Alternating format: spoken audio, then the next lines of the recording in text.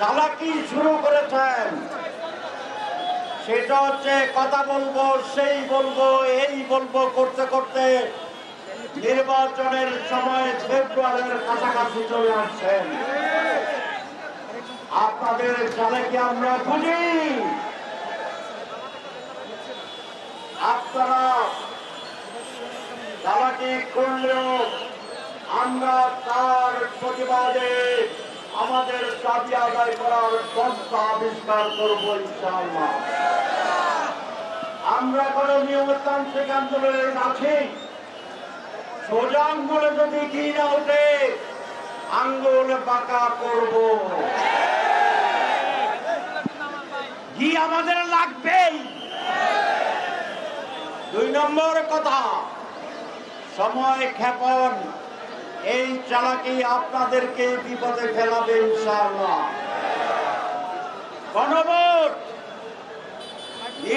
জাতীয় নির্বাচনের আগে হতে হবে। জাতীয় নির্বাচনের তফসিল ঘোষণার পরেও গণভোট করতে আইনি কোনো বাধা নাই। সুতরাং সময় আছে। আরো 15 দিন ক্ষেপণ করবেন, সময় থাকবে।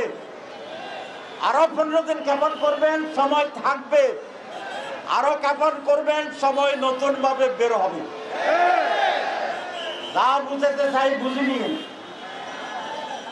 এই জন্যে নো হাঙ্কি পাঙ্কি,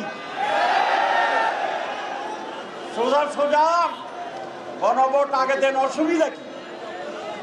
শুধু বলেন অনেক টাকা খরচ হবে। আমাকে একজন বলেছে একদিনে বাংলাদেশে যে পরিমাণ চাঁদাবাজি হয়,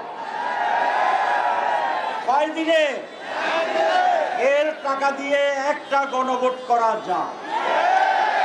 তাহলে চাঁদাবাজি বন্ধ হলে প্রত্যেক দিন একটা করে গণভোট করলেও টাকার সমস্যা হবে না। সুতরাং আমি এই সরকারকে বলবো, আর যারা সংশ্লিষ্ট তাদেরকে বলবো, আপনারা এইগুলা বন্ধ করেন, ব্যবস্থা নেন। ইনশাআল্লাহ বাংলাদেশে গণভোটের টাকার অভাব হবে না। তারপরেও কথা আছে, আমরা আলোচনার আহ্বান জানিয়েছি, কারণ আমরা শান্তি চাই, আমরা সমাধান চাই, আমরা জাতীয় নির্বাচন চাই, আমরা সনদ বাস্তবায়ন চাই। সেই কারণে বলছি, যদি কিছু না বুঝেন, সমস্যা তাকে আসেন, আলোচনা করি। আমরা সেই আহ্বান জানিয়েছিলেন, আপনারা কি জানেন? সরকারও বলেছে আপনারা আলোচনা করেন, কিন্তু আমি বলেছিলাম যে সরকারকেও একটা ভূমিকা নিতে হবে। সরকার শুধু এই কথা বলে ঘুমালে হবে না যে আপনারাই আলোচনা করেন। আলোচনার ক্ষেত্র তৈরি করে দেওয়া, এখানে একটা রেফারের ভূমিকা করা, এই সকল বিষয়ে সরকারের অবশ্যই ভূমিকা থাকতে হবে।